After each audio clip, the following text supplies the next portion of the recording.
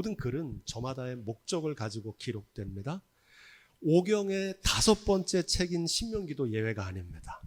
신명기는 그 서두에 이 신명기를 쓰는 목적을 분명하게 밝힙니다. 우리 그런 의미에서 1절 말씀, 이는 모세가 요단 저쪽 숲 맞은편 아라바 광야 곧 바란과 도벨과 라반과 하세롯과 디사합 사이에서 이스라엘 무리에게 선포한 말씀이니라. 아멘. 신명기는 모세의 설교입니다. 바란 광야라는 지명이 익숙한데 요단강만 건너면 이제 약속의 땅에 들어갈 수 있는 그곳입니다.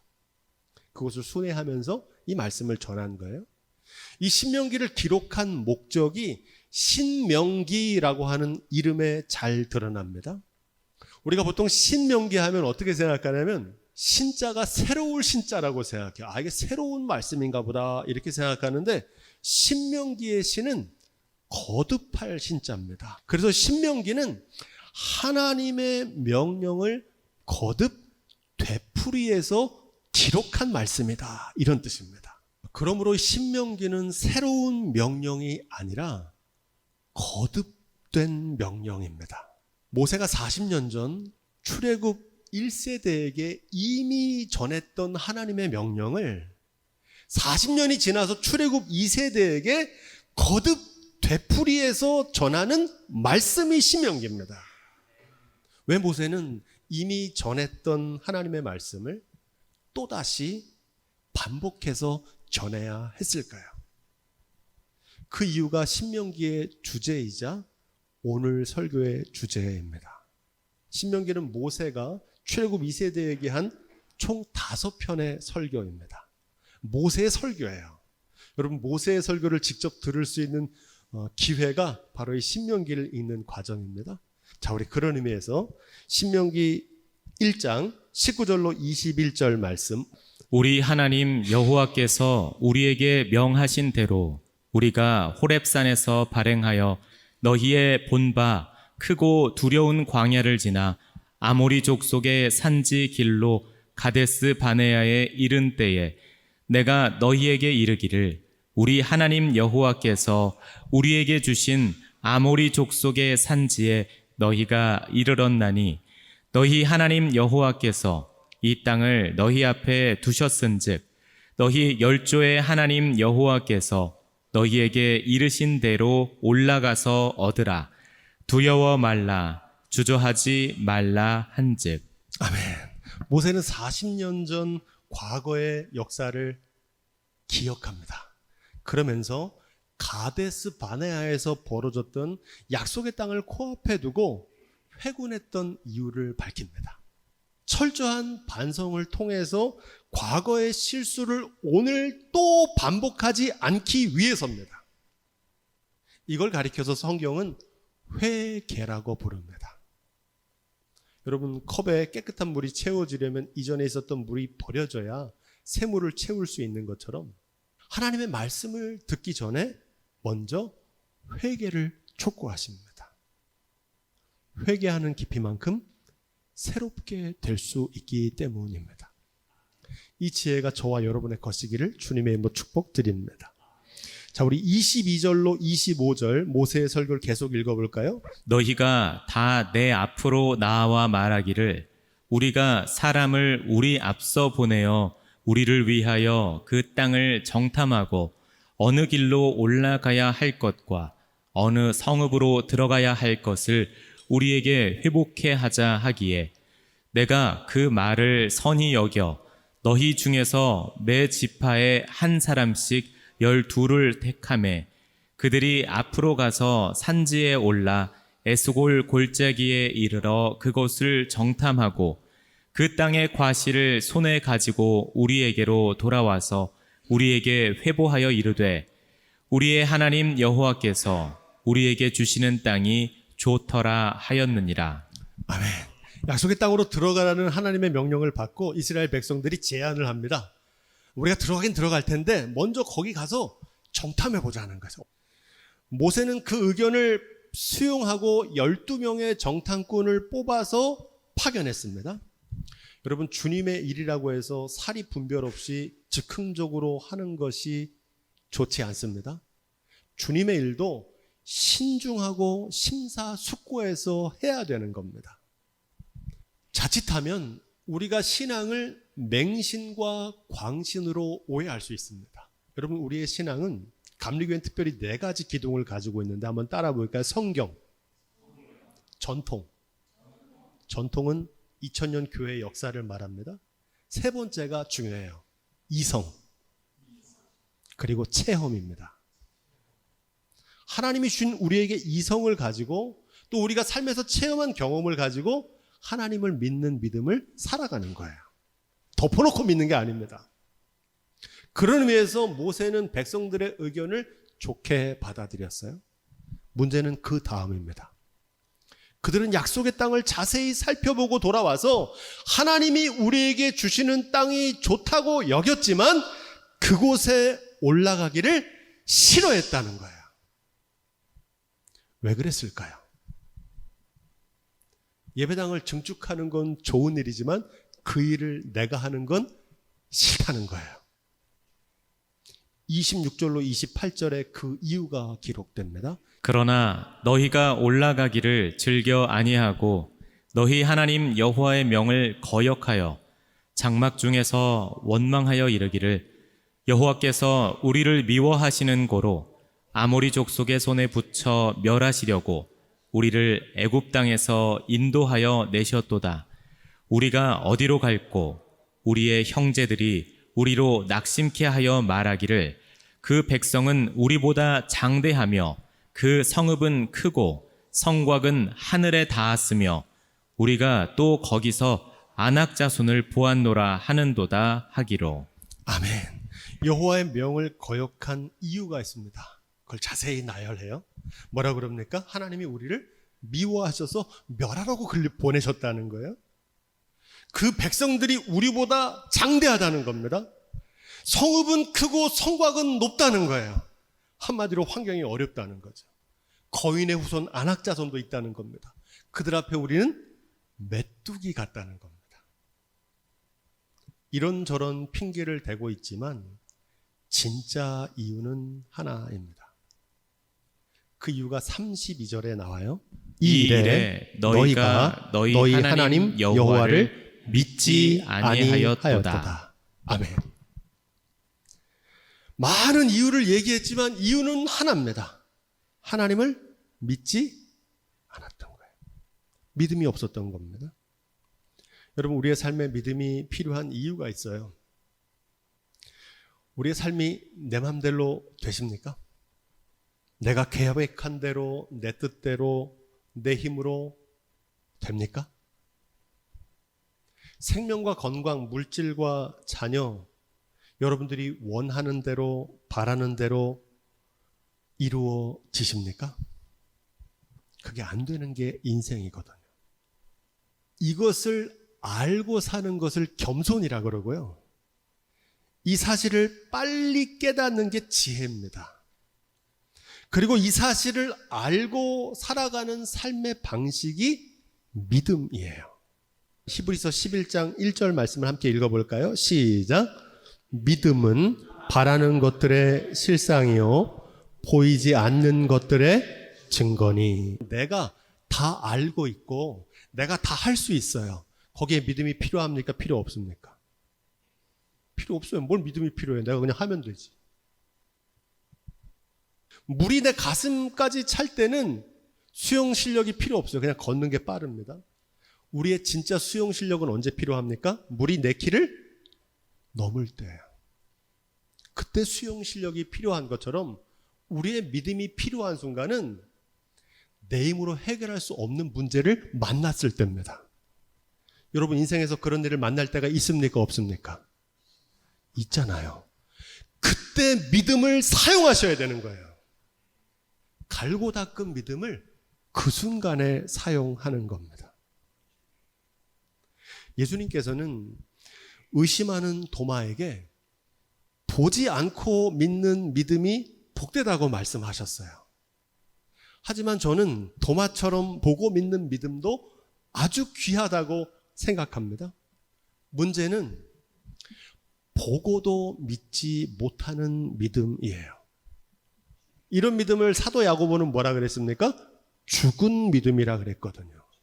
여러분, 믿음은 우리가 부른 찬양처럼 시선이에요. 하나님을 바라보는 눈이 믿음이에요. 여러분, 눈앞의 삶의 문제만 바라보지 마시고 그 문제 이면에 그 모든 것을 주관하시는 삶의 주관자 하나님을 바라볼 수 있는 믿음의 눈이 열려지기를 주님의 이름으로 축복드립니다. 29절로 32절 말씀이 중요합니다. 우리 모세의 설교 계속 읽어볼까요? 시작. 내가 너희에게 말하기를 그들을 무서워 말라, 두려워하지 말라. 너희 앞서 행하시는 너희 하나님 여호와께서 애굽에서 너희를 위하여 너희 목전에서 모든 일을 행하신 것 같이 이제도 너희를 위하여 싸우실 것이며 광야에서도 너희가 당하였거니와 사람이 자기 아들을 안음같이 너희 하나님 여호와께서 너희의 행로 중에 너희를 안으사 이곳까지 이르게 하셨느니라 하나 이 일에 너희가 너희 하나님 여호와를 믿지 아니하였도다.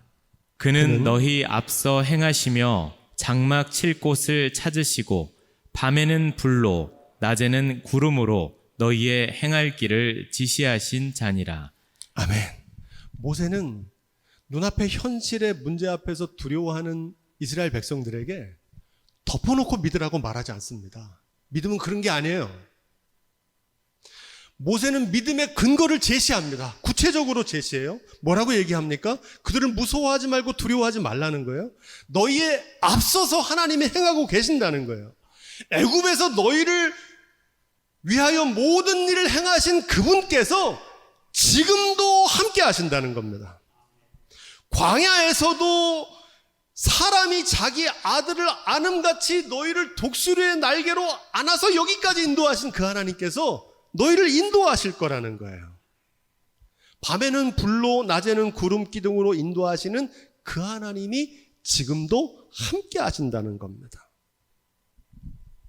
여러분, 의심 많은 도마는 어떻게 됐습니까? 부활하신 주님을 만나고 주님의 손과 허리에 손가락을 넣어보고 주님을 믿게 됩니다.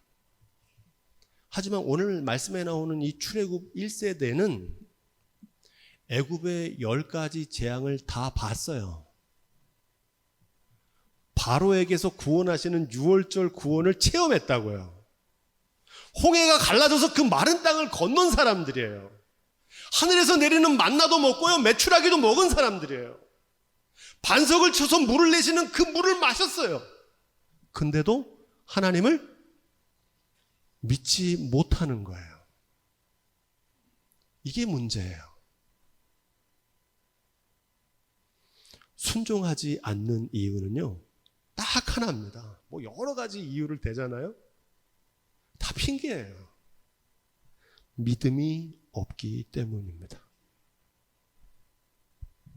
믿음과 순종은 그래서 둘이 아니라 하나입니다. 34절로 35절, 오늘 본문 말씀이죠. 모세의 설교가 이어집니다. 시작. 여호와께서 너희의 말소리를 들으시고 노하사 맹세하여 가라사대 이 악한 세대 사람들 중에는 내가 그들의 열조에게 주기로 맹세한 좋은 땅을 볼 자가 하나도 없으리라. 아멘. 약속의 땅을 코앞에 둔 이스라엘 백성들이 40년간 광야를 헤매다가 광야 이슬로 사라진 원인담입니다. 우리 말씀 민수기에서 배웠죠. 제가 매년 설교하는 말씀인데 민수기 14장 28절 우리 다시 한번 읽어볼까요? 시작. 너희 말이 내 귀에 들린 대로 내가 너희에게 행하리니. 아멘. 너무 많이 들어서 귀에 못이 박히도록 들은 말씀이시죠? 우리의 중심을 하나님이 보시는데 하나님께서 우리를 심판하시는 기준은 우리의 말입니다. 위기의 순간에 우리의 중심이 말로 드러나거든요. 툭 나와요. 속이 나와요. 마태복음 12장 36절로 37절 우리 이 말씀 함께 읽어볼까요? 시작. 내가 너희에게 이르노니 사람이 무슨 무익한 말을 하든지 심판날에 이에 대하여 신문을 받으리니 내 말로 의롭다함을 받고 내 말로 정죄함을 받으리라. 아멘.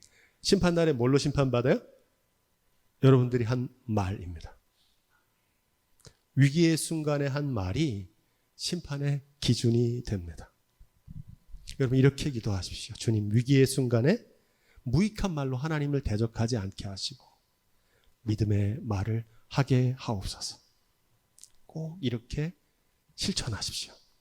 36절로 39절 말씀이 쭉 긴데 우리 이 말씀도 함께 읽습니다. 오직 여분네 아들 갈렙은 온전히 여호와를 순종하였은즉 그는 그것을 볼 것이요 그가 밟은 땅을 내가 그와 그의 자손에게 주리라 하시고 여호와께서 너희의 연고도 내게도 진노하사 가라사대 너도 그리로 들어가지 못하리라. 너의 종자 눈의 아들 여호수아는 그리로 들어갈 것이니 너는 그를 담대케 하라. 그가 이스라엘에게 그 땅을 기업으로 얻게 하리라. 또 너희가 사로잡히리라 하던 너희의 아이들과 당일에 선악을 분변치 못하던 너희 자녀들 그들은 그리로 들어갈 것이라. 내가 그 땅을 그들에게 주어 산업이 되게 하리라. 아멘. 여러분 이 말씀에 잘 귀 기울이셔야 됩니다. 이 말씀은 출애굽 1세대의 멸망과 출애굽 2세대의 구원을 대비해서 보여주고 있습니다. 다시 말씀드릴게요. 언약을 받고도 약속의 땅에 들어가지 못했던 출애굽 1세대와 약속의 땅의 주인공이 되었던 여호수아와 갈렙 그리고 출애굽 2세대의 구원을 대조하고 있는 겁니다.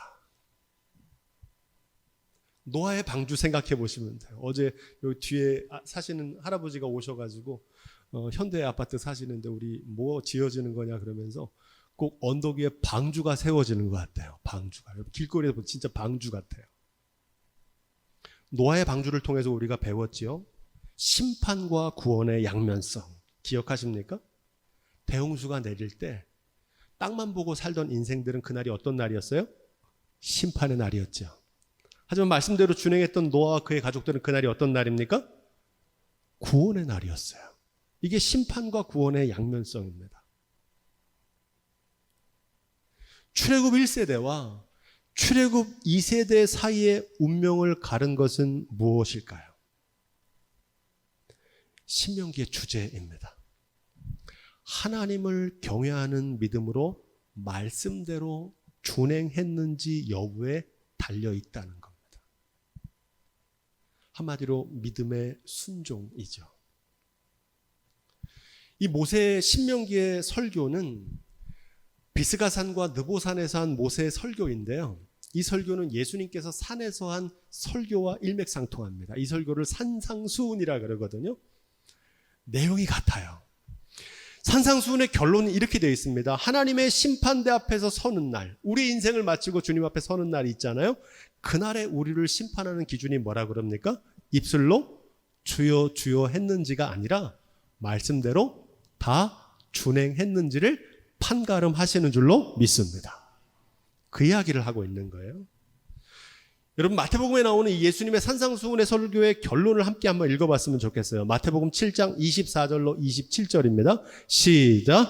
그러므로 누구든지 나의 이 말을 듣고 행하는 자는 그 집을 반석 위에 지은 지혜로운 사람 같으리니 비가 내리고 창수가 나고 바람이 불어 그 집에 부딪히되 무너지지 아니하나니 이는 주추를 반석 위에 놓은 까닭이요. 계속 읽습니다.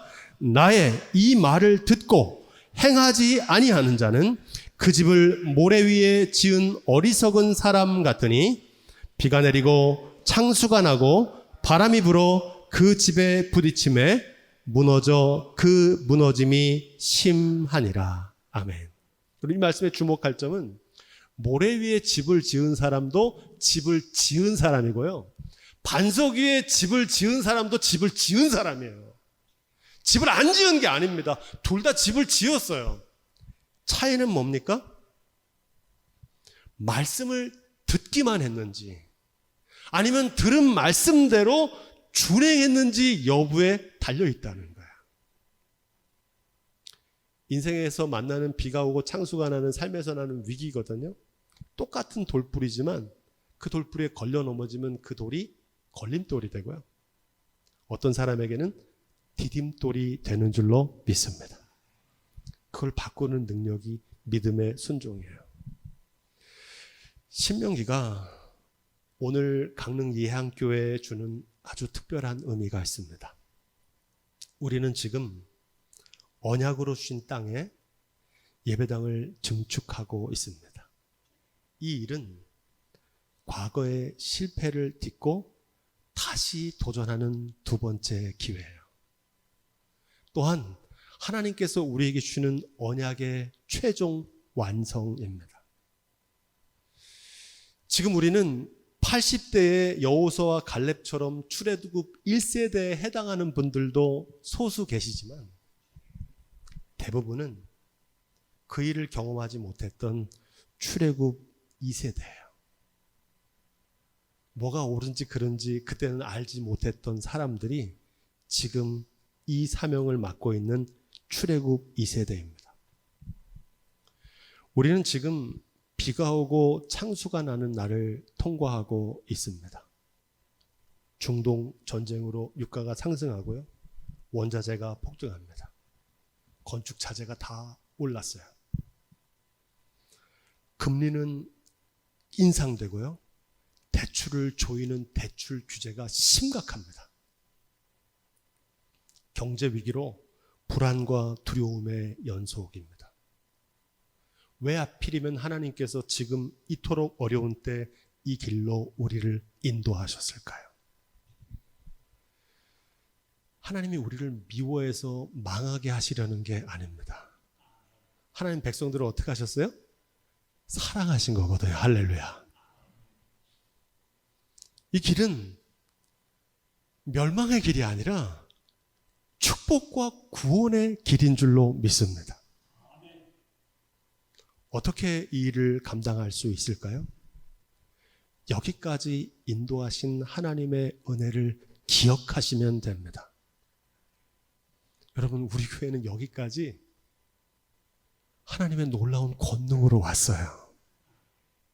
200평의 땅을 얻고 이곳에 예배당을 짓는 일은 누가 계획하고 누구의 헌신으로 된 게 아니에요. 하나님의 권능으로 이루신 줄로 믿습니다. 저는 그 하나님께서 이루실 것을 믿어요. 어떻게 이 일을 감당할 수 있습니까? 믿음의 눈을 들어서 하나님을 바라보세요. 명하신 말씀대로 준행하시면 됩니다. 오늘 말씀 마지막 구절을 가지고 오늘 설교를 마치려고 합니다. 따라해 보겠습니다. 내가 그 땅을 그들에게 주어 산업이 되게 하리라. 바라기는 이 말씀이 저와 여러분들의 삶 가운데 아름답게 이루어지기를 우리 주님의 이름으로 축원드립니다.